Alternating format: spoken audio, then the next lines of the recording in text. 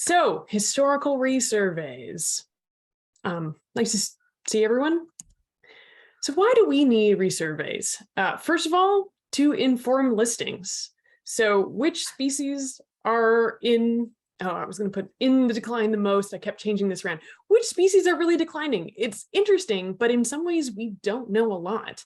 We know some things from bumblebees, like what's on the right hand of the screen. This is Bombus occidentalis and the decline across different states.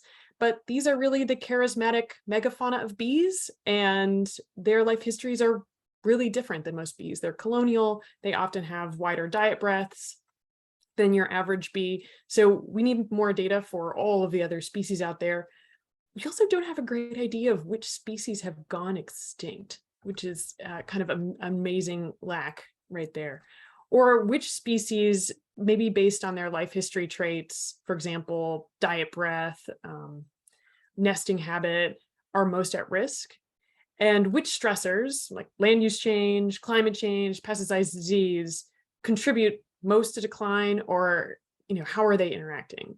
And it's interesting to reflect on the fact, and I know this has come up before, that we lack just these really core basic understandings of our bees. So to my knowledge, there are two published resurvey studies. One is done by the Broca Lab, and they resurveyed an area in Illinois, a single area in Illinois after 120 years. It was some temperate kind of understory forest.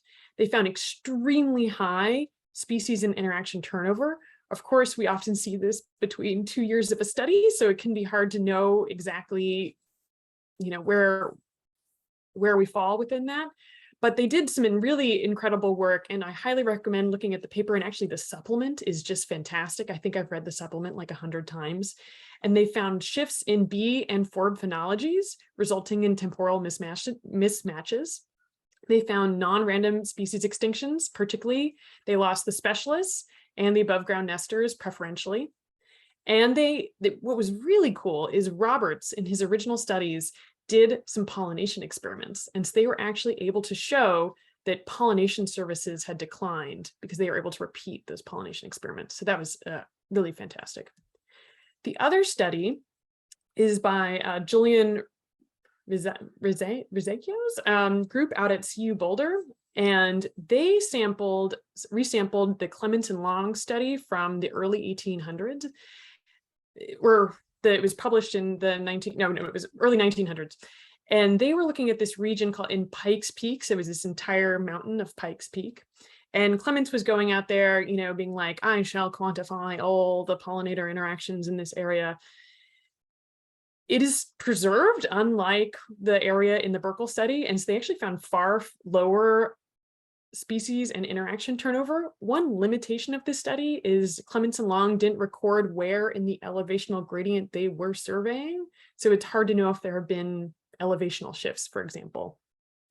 And they found that in general, that generalists tended to persist, similar to the Burkle study. And so really that network core was preserved, and a lot of the peripheral species in the network were lost, or, we're not really sure.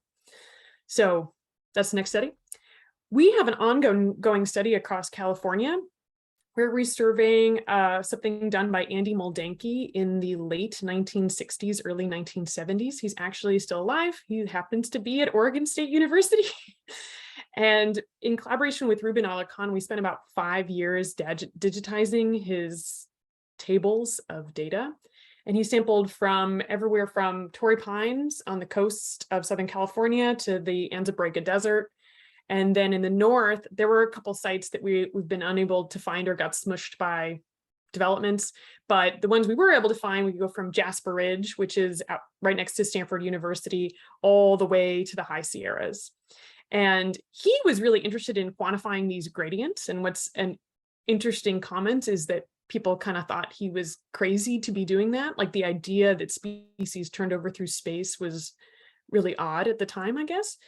But he thought, okay, I'm going to break California up into these different vegetation communities, and I'm going to sample these different vegetation communities, and this will be the pollinators of those vegetation communities. So we've found the original specimens, which was quite difficult. We found them at the Cal Academy. And so we're hoping to also examine changes in parasite prevalence with this survey. So those are the 3 that I know of, and I've heard of more. There are some great possibilities with these types of studies. I think more and more that I've started working on this, people are talking about more resurveys coming out of the woodwork. They're finding this historical data. It's important enough that people are starting to resurvey them. There's also evidence from other creatures like birds, where we have more historical data that 50 years is enough. Like the amount of change we've seen in the last 50 years, like we don't need them to be 100 years old to see really large turnover and changes. So there might be more studies out there. Pollinator surveys have a long history of recording floral visitation, which is amazing because we can build interaction networks, just like what the Burkle study did and the Pikes Peak study. If we can find the physical specimens, there has been some really pioneering work that we can remove at least nosema from those specimens and look at parasite prevalence. And with these larger scale resurveys, like the one we're embarking on with the Moldenki resurvey, we can examine the interaction of stressors. So we have elevational gradients and we have land use change gradients. So we can look at not just climate change in isolation, or not just land use change in isolation, but actually look at how they interact. And there are well-established methods for looking at changes in abundance, even with differences in resurvey effort. So we've got a long history of methods papers to use there. Some challenges. Taxonomy. It's tough, particularly updating the names.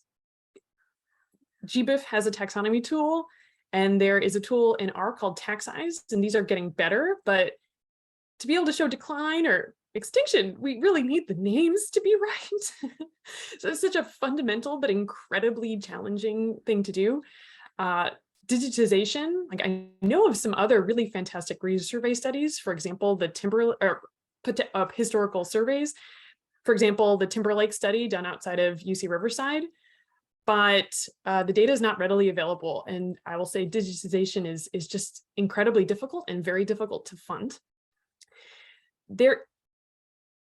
It can be really hard to demonstrate extinction due to the format of the original studies. I think ecology was pretty new at the time. The idea of standardizing repeated surveys was not so commonplace. So most of these surveys, actually all of these surveys that I just talked about, the original survey, they were like, we're just going to quantify all the pollinator interactions in this place. And there wasn't this same idea of, and we're going to do this, for an hour, and we're going to do this over and over again, and we're going to keep those surveys separate. And so it can be hard to estimate the probability of detection. And if we can't estimate the probability of detection, how do we say a species has gone extinct? Because we know from, Terry Griswold's work and a lot of other past work, and probably everyone here, that, gosh, every time we go out and survey, 20% of our samples have been to, a bee we see once or twice. And so if that blips out, is it gone, or do we just get unlucky that year? So that's really difficult. The need for surrogate sites when there is complete destruction of sites. So I have a fun little picture up in the top corner of one of Andy's sites, which had been turned into an ATV park. Bad luck. And it was complete annihilation, right? Like, and what do you sample? There is a history of finding these surrogate sites, but sometimes they don't exist. Like, what happens when Palm Springs just is created on top of where Timberlake resurveyed? What do you do then? Because we're not going to see bees there. What can we infer from that? And we also have a lack of information on species traits relevant to responses to stressors, particularly for the species that may have been rare to begin with in the historical surveys. But potentially this might be a great way to collaborate, across institutions, across regions, and develop a nationwide trait database for all the bee species we know about. So with that, thank you so much. It's been great. And I will leave it at my summary slide for a moment.